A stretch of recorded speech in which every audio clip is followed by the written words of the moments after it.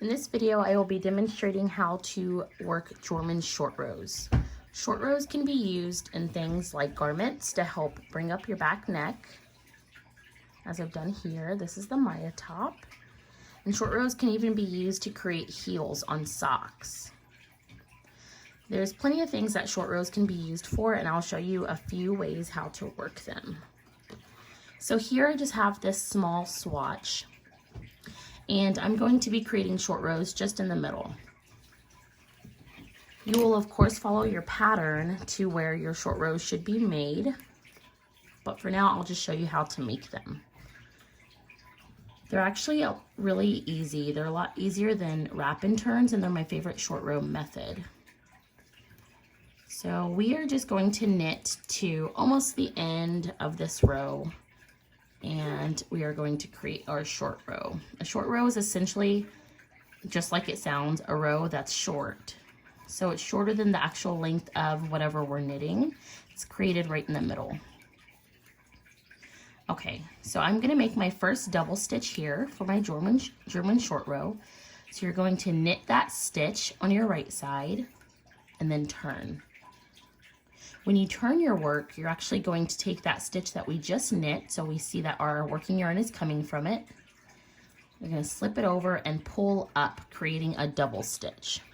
See how all the rest of our stitches are single? Pull this up and create a double stitch.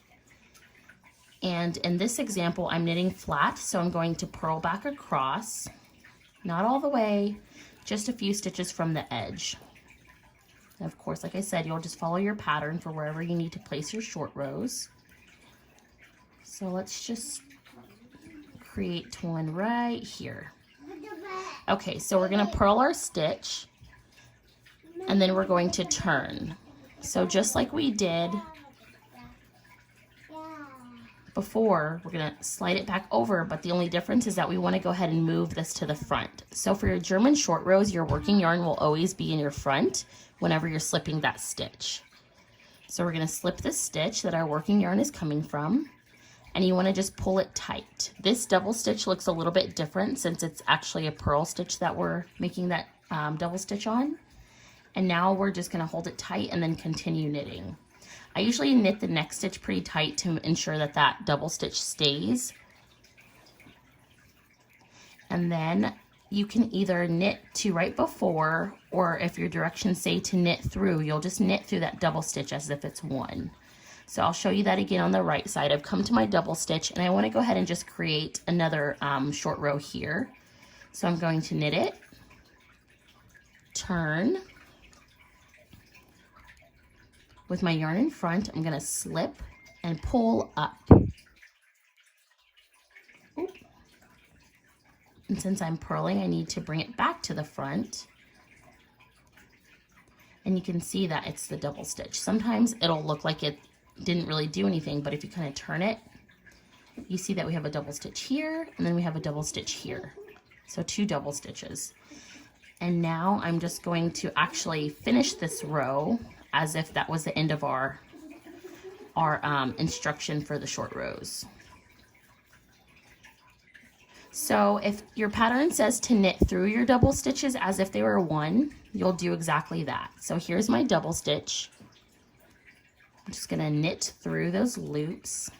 I guess purl through the loops. If you're knitting in the round, you'll probably just knit through them. And then to the end of your row. So now I'm gonna turn and I'm gonna finish this one as well while knitting through these two double stitches.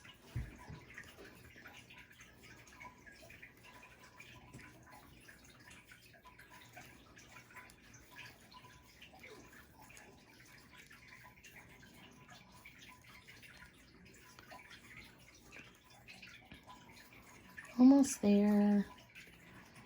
All right, here's my double stitch. I'm just going to knit it as if it were just one stitch, and then I'm going to do the same thing to this one. And that's all there is to German short rows. And then if we look at our work, you'll kind of see that it's slightly shaped now. And here in the middle, we have more stitches than we do on this side. And that's gonna bring up our back neck in our Maya top or whatever you're using your short rows for.